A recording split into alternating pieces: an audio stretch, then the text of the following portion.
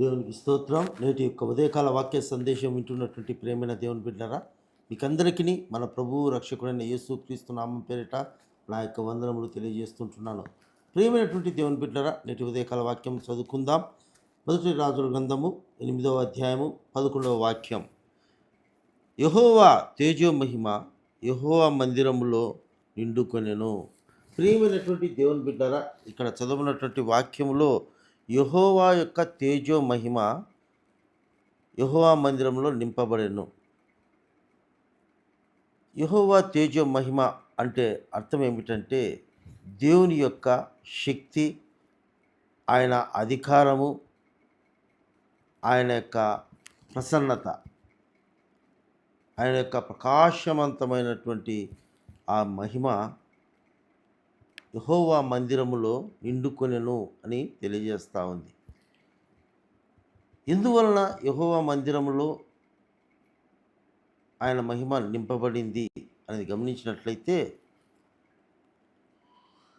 ఈ చదవనటువంటి వాక్యంలో మొదటిగా కాబట్టి అని మనము చదివి ఉన్నామండి. కాబట్టి అంటే దానికి ముందుగా ఏమి జరిగినది, ఏమి జరగడం వల్ల దేవుని యొక్క మహిమ ఆ మందిరంలో నింపబడింది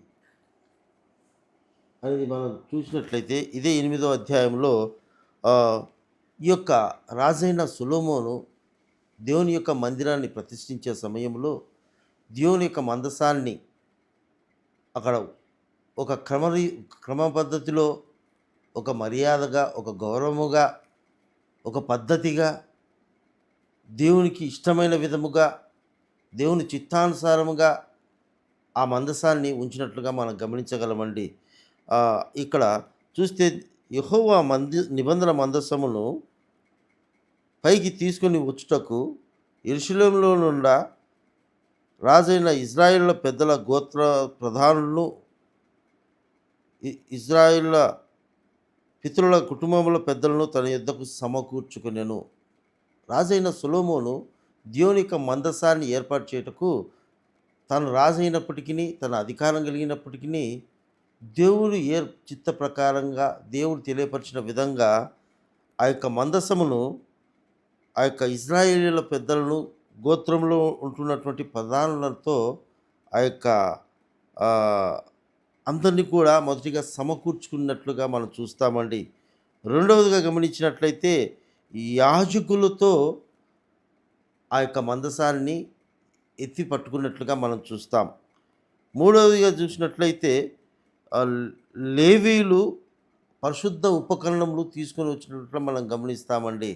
నాలుగవదిగా గమనించినట్లయితే రాజైన సొలొమోను లెక్కింప శక్యము కాని గొర్రెలను, ఎడ్లను బలిగా అర్పించినాడు. చూడండి, తర్వాత ఆ యొక్క యాజకులు యెహోవా నిబంధన మందసమును అతి పరిశుద్ధ స్థలములో కేరూబుల రెక్కల కింద మందసమును ఉంచారు. ఎప్పుడైతే దేవుని చిత్త ప్రకారంగా, ఒక క్రమ పద్ధతిలో, దేవుడికి ఇష్ట ప్రకారంగా, దేవుడు తెలిపిన ప్రకారంగా, చిన్నవాడైనప్పటికీ, అనుభవం లేనప్పటికీ, తన యొక్క పెద్దల యొక్క సలహాలతో, దేవుని యొక్క ఇష్ట ప్రకారముగా దేవుని యొక్క మందసాన్ని ఆ యొక్క ఇజ్రాయేళ్ల పెద్దలతోనూ, ప్రధానులతోనూ, గోత్రంలో ఉన్నటువంటి పెద్దలతోనూ, యాజకులతోనూ, లేవీలు దేవుని యాజకత్వం చేసేదానికి ఏర్పరిచినటువంటి ఈ లేవీలతో, యాజకుల ద్వారా, అంతేకాకుండా దేవునికి ఇష్టమైనటువంటి విధముగా ఆ లెక్కింప శక్యము కానీ బలి అర్పణలు అర్పించి ఆ యొక్క దేవుని యొక్క మందసాన్ని ఆ యొక్క పరిశుద్ధ స్థలములో, అతి పరిశుద్ధ స్థలములో, దేవుడు ఏర్పరచుకున్నటువంటి ఆ మందిరములో సొలొమోను రాజు ఆ యొక్క మందసాన్ని ఉంచాడు. ఎప్పుడైతే దేవుని ఇష్ట ప్రకారంగా, దేవుని చిత్త ప్రకారంగా సొలొమోను ఆ మందిరాన్ని నిర్మించాడో, ఆ మందిర యొక్క ప్రతిష్ఠతను, ఆ మందసాన్ని క్రమ పద్ధతిలో ఉంచాడో, అప్పుడు దేవుని యొక్క తేజో మహిమ ఆ మందిరంలోనికి నిండుకునిందండి. ఈ వాక్యం ద్వారా ప్రేమైన దేవుని బిడ్డలారా, మనం తెలుసుకోవాల్సినటువంటి ఆత్మీయ పాఠం ఏమిటంటే, మనందరి ఆత్మీయ జీవితాన్ని కూడా ఒక పద్ధతిగా మనము కట్టుకోవాలండి. ఎందుకంటే మన హృదయమే ఆయన మందిరం.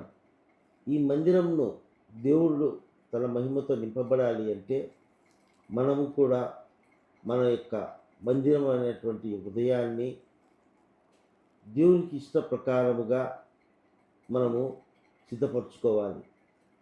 అది యెహోవా మన హృదయమైన మందిరము కావచ్చు, అది మన కుటుంబం కావచ్చు, లేకపోతే సేవకులు మనం వెళ్తున్న సంఘాలు మందిరాలు కావచ్చండి.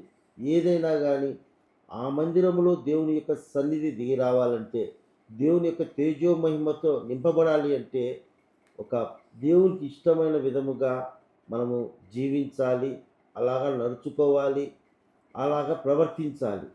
ఎప్పుడైతే అలాంటి కార్యములు మన జీవితంలో కూడా మనం చేసినట్లయితే, అలాంటి తగ్గింపు కలిగినటువంటి రాజుగా సొలొమోను అయినప్పటికీ కూడా తన అధికారాన్ని ప్రక్కన పెట్టి ఏ రీతిగా తగ్గింపు కలిగి, ఏ రీతిగా పద్ధతి ప్రకారంగా పెద్దలను అక్కడ ఉన్నటువంటి దేవుడు ఏర్పరచుకున్నటువంటి నిర్ణయించినటువంటి వారందరినీ ఏ రీతిగా ఒక క్రమ పద్ధతిలో ఏర్పరచుకొని మర్యాదపూర్వకంగా దేవుని యొక్క కార్యాన్ని జరిగించాడో, అదే రీతిగా మనం ఎంత పెద్ద అధికారులమైనప్పటికీ, ఐశ్వర్యవంతులు గొప్పవారైనప్పటికీ, మనం గొప్ప సేవకులు అయినప్పటికీ కూడా మనము మన సంఘాలను, మన కుటుంబాలను, మన జీవితాలను దేవునికి ఇష్టమైన రీతిలో మనం నిర్మించినట్లయితే, ఆ రీతిగా ఉంచుకున్నట్లయితే దేవుని యొక్క తేజో మహిమ అంటే దేవుని యొక్క జీవము, దేవుని యొక్క శక్తి, దేవుని యొక్క సంచలనం ఉనికి మనతోనూ మన కుటుంబంతోనూ ఆ మందిరములలో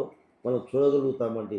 మనం గమనించినట్లయితే దేవుని బిడ్డ ఈ వాక్యములో యెహోవా యొక్క తేజో మహిమ ఆ మందిరంలో నిండుకున్నప్పుడు యాజకులు ఆ స్థలంలో నిలవలేకపోయారని మనం చూస్తుంటున్నామండి.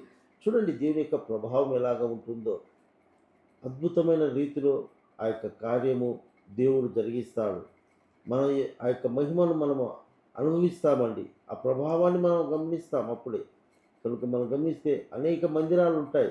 ఆ మందిరాలలో ఇలాంటి మహిమతో నిండుకున్నట్లుగా మనము అనేక సంఘాలలో మనం చూడలేకపోతుంటున్నాం. ఎందుకంటే ఆ సంఘాలలో ఎక్కడ చూసినా కానీ వారు ఏర్పరచుకున్న క్రమ పద్ధతి ఉంటుంది కానీ దేవుడు తెలియపరిచినటువంటి చదవబడినటువంటి వాక్యానుసారమైనటువంటి విధంగా సంఘాలు, కుటుంబాలు నిర్మాణం కావడం లేదండి.